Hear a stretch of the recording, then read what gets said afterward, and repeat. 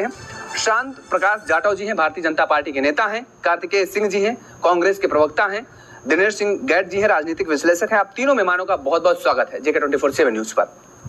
शांत प्रकाश जाटव जी, क्या जातिगत जनगणना और आरक्षण का जो मुद्दा विपक्ष लगातार उठाता नजर आ रहा है, खासतौर पर बिहार में जिस तरीके से जातिगत जनगणना पर सुप्रीम मुहर लगी और उसके बाद अब जातिगत जनगणना की मांग अन्य राज्यों में होने लगी है, क्या ये मुद्दा कहीं ना कहीं अब भारतीय जनता पार्टी को या एनडीए को डर सताने लगा है? देखिए, ये जातीय आधार पर जनगणना और जातीय आधार पर सरकार की जो योजनाएं हैं उसका डिस्पर्स करने का जो फलसफा जो है वो बेसिकली ब्रिटिशर्स के समय में शुरू हुआ और उसको पुश करते रहे हमारे पूर्व जो सरकारें थी वो, जबकि सही मायने में ये योजनाओं का लाभ उनको मिलना चाहिए जो उनके साथ में जुड़े हुए हैं। आज जो प्रधानमंत्री विश्वकर्मा योजना माननीय प्रधानमंत्री जी ने जिसकी घोषणा की है, एक्चुअल में इस प्रकार की योजनाओं से उन लोगों को फायदा होता है जो जातीय नहीं बल्कि कर्म के साथ में जुड़े हुए हैं और उन कर्मशील लोगों को इस योजना का सीधा सीधा फायदा मिले। हमें आज के समय में उन कर्मियों को जोड़ना है, उनकी जनसंख्या का हमें आकलन करना है और उनको किस तरीके से सेवा देनी है उसका हमें कार्य करना है। और जिसको आज जो है माननीय प्रधानमंत्री जी ने घोषणा करके जो कदम उठाया है ये बिल्कुल सराहनीय है और आज के समय में इसकी सख्त जरूरत भी है।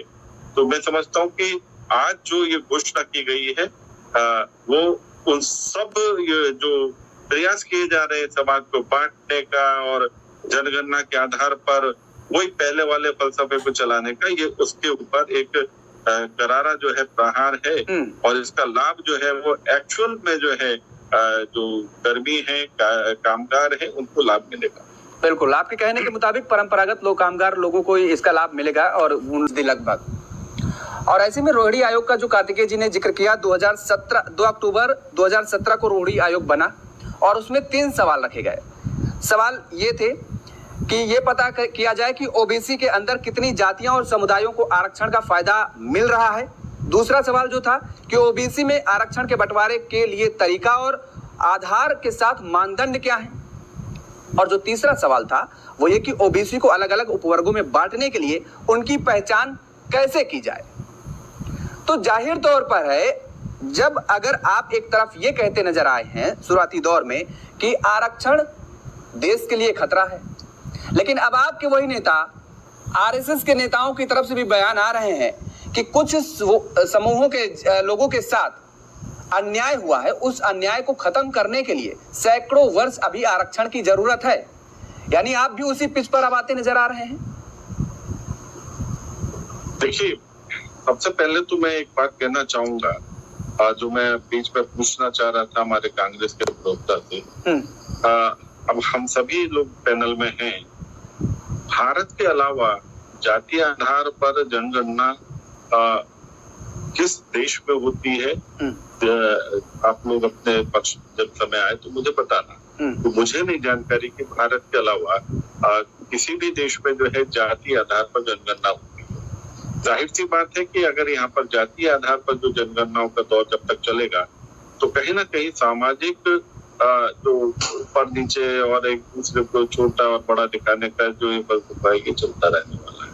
दूसरा, रोहिणी कमीशन के बारे में जो आपने बात कही कि 3 जो पक्ष रखे गए, जाहिर सी बात है अभी जो पैटर्न चल रहा है उसमें अदर बैकवर्ड कास्ट के जो 27.5% जो लोगों को आरक्षण का लाभ मिलता है उसमें कहीं ऐसा तो नहीं है कि उसका लाभ जो है पर्टिकुलर उच्च श्रेणी के जो लोग हैं ओबीसी में केवल वही ले जाते हो। नहीं, तो ये कहा जा रहा है विपक्ष की तरफ से भाई जिसकी जितनी भागीदारी उसकी उतनी हिस्सेदारी, तो इसमें कहाँ गलत आ रहा है मामला?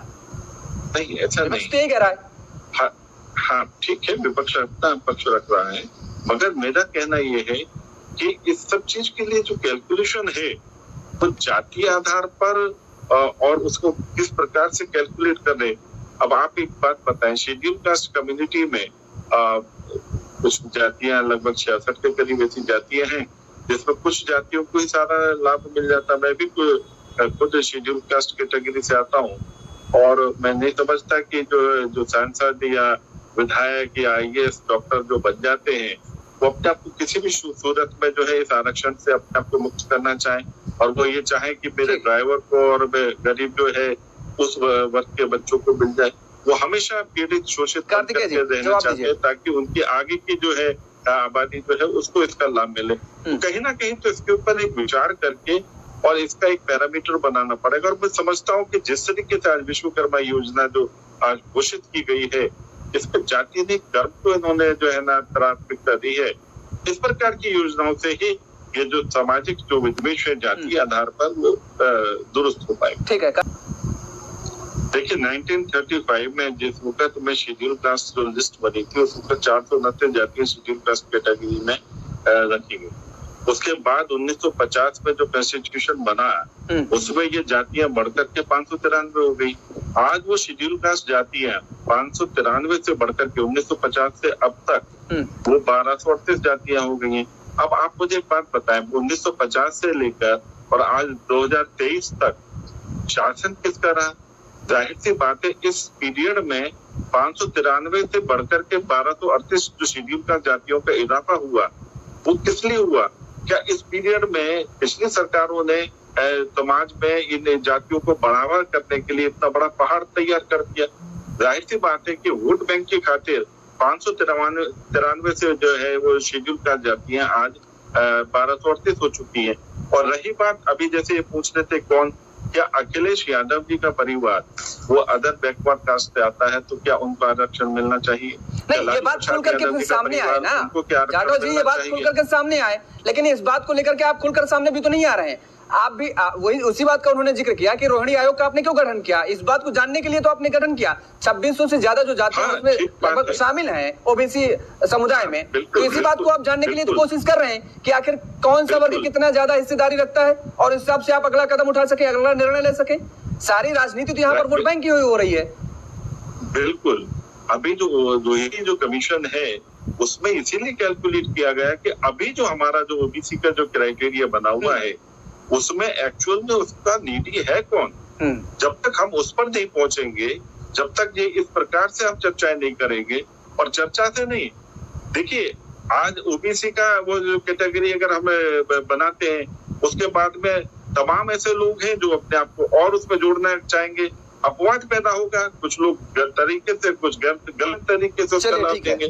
तो जाहिर सी बात है सरकार की जो योजनाएं जिस तरीके से ये योजना जो हमारी आ रही है और तमाम योजनाएं अभी पीछे आई हैं उसमें सब जरूरतमंदों को लाभ मिल रहा है और ऐसे में धीरे धीरे सब व्यवस्थाएं ठीक हो पाएंगी।